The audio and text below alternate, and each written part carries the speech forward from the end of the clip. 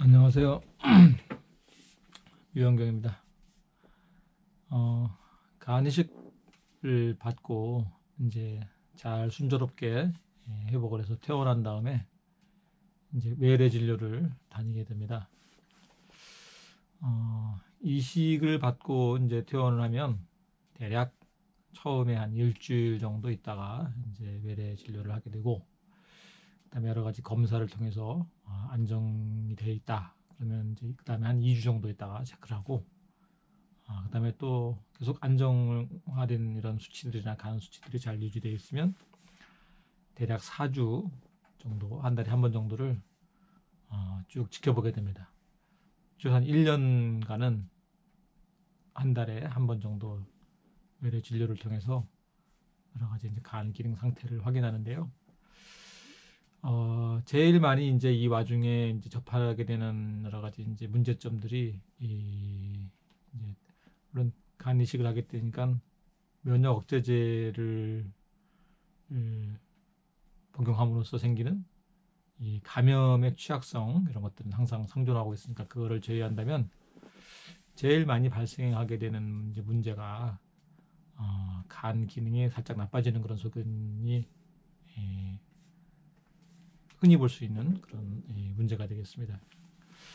근데 우리가 이제 간 기능을 체크하는 방법들이 이제 여러 가지가 있는데, 제일 많이 이제 알려져 있고 이제 체크하는 것이 소위 얘기하는 AST, ALT, 옛날에는 SGOT, SGPT라는 그런 수치를 가지고 체크를 하게 되는데요.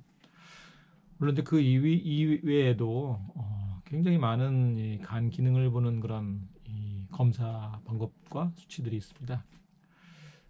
이제 다 뭐 각각의 간 기능을 보는 장단점들이 있고, 대별하는 간 기능이 이제, 왜냐하면 간 기능이 간의 생산 기능을 보는 것도 있고, 간의 이 여과 기능, 필터링하는 기능, 소위 얘기하는 대사 기능을 보는 것도 있고, 또 담즙 생성이라는 그런 기능도 있고, 수도 없이 많은 기능이 있긴 하지만, 우리가 지금 쉽게 접하고 다 알려져 있는 그런 SGOT, SGPT, 요새는 AST, ALT라고 하는 그런 수치들이 가장 많이 민감하게 반응하는 것은 소위 얘기하는 그 먹는 거, 먹거리에 대한 것들이 제일 큰 영향을 준다고 보고 있습니다. 이 간 수치 AST, ALT 레벨이 이 수치가 올라가는 것에 주목하는 이유는, 혹시 이게 이제 거부 반응의 하나의 일종의 증상으로서 나타나는 것이 아니냐 하는 그런 걱정을 하기 때문에 저희가 주시하고 있는 거죠. 왜냐하면 거부 반응이 왔을 때의 치료법하고 아까 말씀드린 먹거리 문제 때문에 오는 그런 치료 방법이랑은 완전히 그 차원을 달리하는 치료이기 때문에 그렇습니다. 예를 들어서 거부 반응 때문에 일어난 이 간 수치 AST, ALT 레벨의 상승이라 한다면, 당연히 이제 확진을 하고, 확진이라고 하면 이제 간 조직 검사 등을 통해서 거부 반응의 정도가 어느 정도인지를 확인을 해서 거기에 대한 이제 면역 억제제를 강력히 투여함으로써 거부 반응을 치료하는 그런 과정에 밟게 되는데, 대부분의 이런 AST, ALT 레벨이 올라가는 그런 이유는 거부 반응보다는 먹거리 때문에 오는 경우들이 많습니다. 대부분이라고 보면 됩니다. 그래서 이제 항상 먹는 것에 대한 주의를 이렇게 환기시켜 드리는데요. 가장 이제 우려되는 것이 이 이식, 큰 수술을 받거나 더군다나 이식을 받은 분들의 상황은, 뭔가 이제 잘 먹어서 간을 보호해야겠다는 그런 강박관념이라고 해야 될까요? 어떤 그런 보상심이라고 해야 될까? 그런 것들이 상당히 강력하게 자리 잡고 있는 것 같습니다. 그래서 이제 이 이식 받고 나면, 뭐 또는 이제 간 수술 받고 나면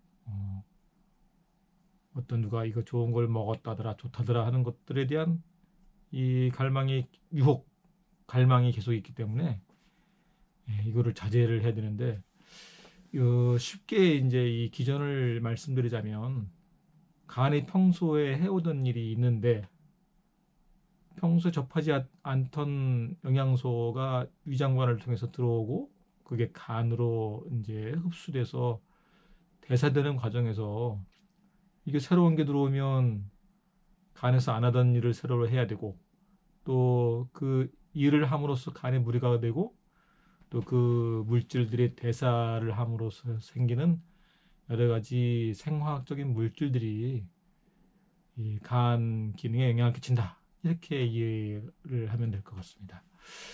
사실 AST, ALT라는 것은 일종의 이제 간에 다량 분포하는 일종의 효소 엔자임이라고 우리가 이제 시중에서 먹는 그런 효소 그런 개념이 아니고 정말 생화학적인 개념의 이런 효소라는 엔자임이라는 그런 것인데 이 그 말씀드린 AST, ALT는 우리 몸에 이제 간 세포에 어디에 분포하고 있냐면 세포질이라고 이렇게 하는데 분포하고 있습니다.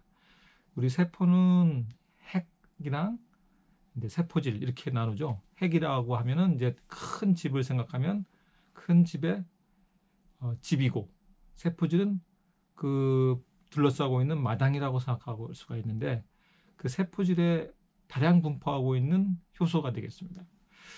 근데 이제 이 세포는 세포벽에 의해서 쭉 이제 외부와는 차단이 되어 있는데 이 간 세포가 파괴돼 가지고 세포벽이 이제 무너지게 되면 마당에 있던 세포질에 있던 그런 이 효소들이 이제 밖으로 분출돼 나가서 빠져나가서 이게 혈행을 타고 돌아다니게 되는 거죠. 이것을 혈액 검사를 하면 발견하는 것이 바로 그 AST, ALT 레벨의 상승이 되겠습니다.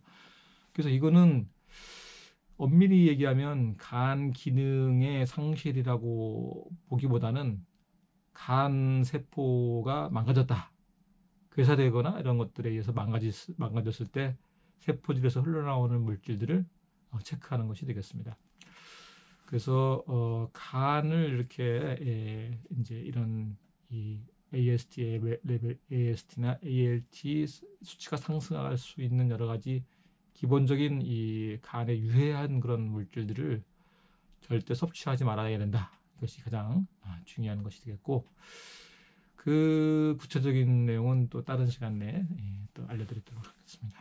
감사합니다.